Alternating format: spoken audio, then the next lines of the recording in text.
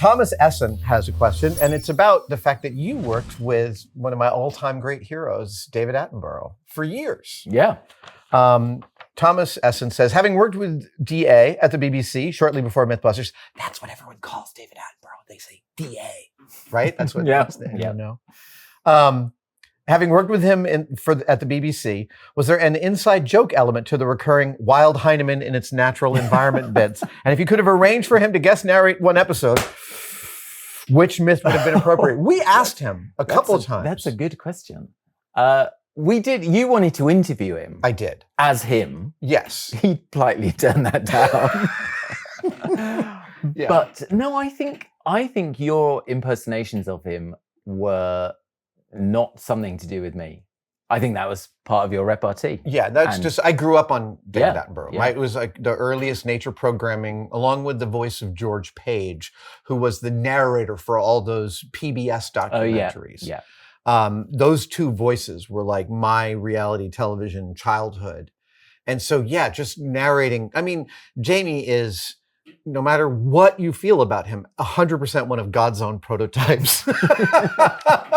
And it was very easy to call up David Attenborough in my head and talk about Jamie. And then it just became a thing. Motivations were always so mysterious to you. Yeah.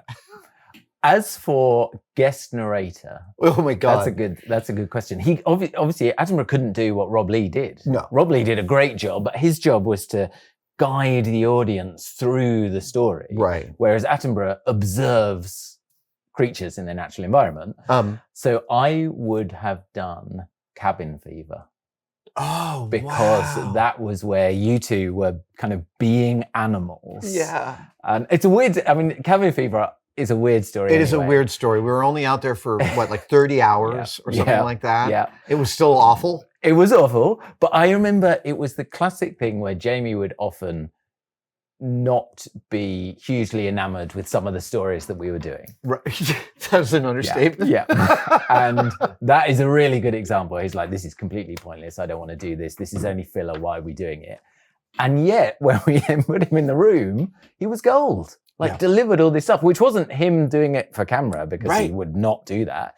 But he kind of was affected by Cabin Fever. I don't know, but my favorite moment of that is when Rob put on the Bigfoot costume and walked past Jamie's window, and he's doing a piece to camera, and he goes, "Oh, look, it's Bigfoot." Anyway, I think Attenborough could have narrated that quite well. Like, you're totally right. Now Hyneman is rewriting the American Constitution.